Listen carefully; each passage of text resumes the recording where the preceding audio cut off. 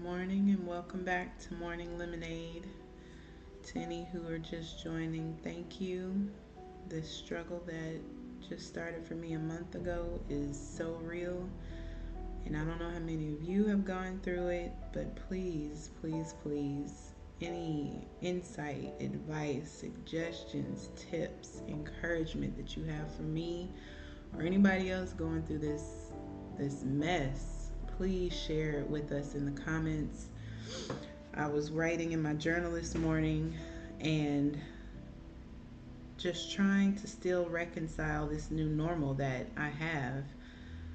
Um, the rent's paid for May, which is a blessing. We have food, a blessing, but there's so much unknown. Last night I didn't sleep well, and that seems to be a common occurrence whenever I hear from him.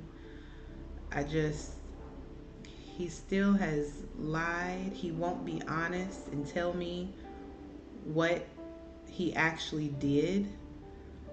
And then there's just the whole humiliating piece of it. I'm a grown woman with grown woman parts. And to know that the man that married you prefers little girl parts. It's disgusting, but it's so humiliating. And I have to admit, I bought hyaluronic acid and retinol 24 for the first time in my life because that hits a certain way when a person who does that, yes, is automatically disgusting and a monster and all those things. But as a woman, I have to wonder, what is it that I didn't have to satisfy my husband? I was listening to the radio this morning and I heard a guy say, he had called in about a topic. I forget what the topic was, but the caller's comment was, just let people do what they do and everybody else just move on. And I thought to myself, so many people say that, so many people believe that, so many people preach that. But what about when what someone does hurts other people? And that to me is the disconnect for those who sit here and say, I should be able to do whatever I want to do. If you can do what you want to do, then so can he, so can she, so can they, right? That's the problem, is when anybody feels like they can do whatever they want to do, but then they want to stop other people from doing what they want to do. And that goes on every topic, politically correct, politically incorrect, every hot topic, hot button issue that you can have, because there's always more than one opinion about it, because there's no common sense. Honestly, it's not common. That's why everything is so divisive. Just taking that comment on the surface, let people do what they want to do. Oh, then it was fine for my husband to go and look at pictures of little girls and whatever else he needed to do to get some sort of sexual satisfaction. At some point, somebody's gonna speak up, because everybody can't do what they want to do. Everybody can't be whatever they wanted to be. My husband wanted to be a pedophile. Not okay. Not even a little bit.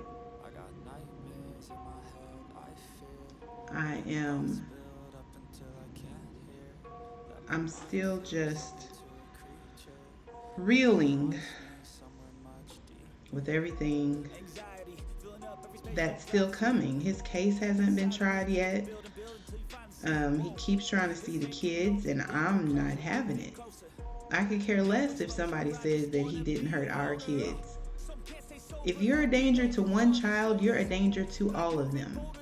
Because no child deserves to be hurt. None.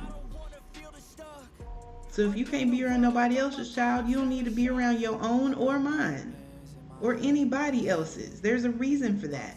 And then the biggest thing to me, I can have a little empathy, sympathy, understanding when people can be honest, when they can own up to what they've done, admit it, all of it, and then do whatever needs to be done to get the help that they need. But when somebody keeps lying and keeps leaving out bits of the story, to me, you're not really sorry. You're sorry you got caught, but you're not sorry for your sick mind. And May is Mental Health Awareness Month. I'm putting out a whole new bulk bunch of quotes for the rest of this month to wind it out. But it's so cathartic for me, honestly, as I read through some of the quotes I put up, as I write through some of the quotes, as they're in my mind, as I write in my journal. That's how I'm turning these lemons into lemonade. It's not the sweetest lemonade yet, but at least I'm working on it. I can't sit back and I can't let this situation define me, but I can let it refine me on who I look to for help, on who I trust and where my faith is.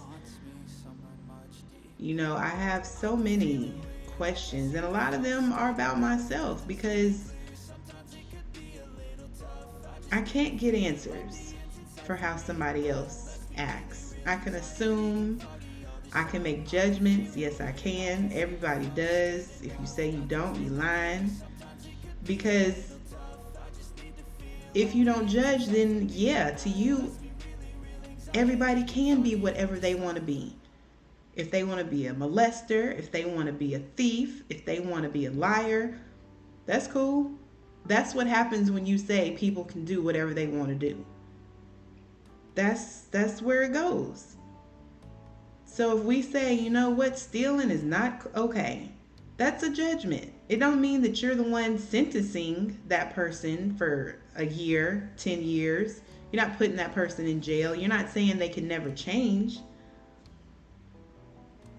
Especially as parents, you got to have judgment. If you're going to be a good parent, I've got to have judgment.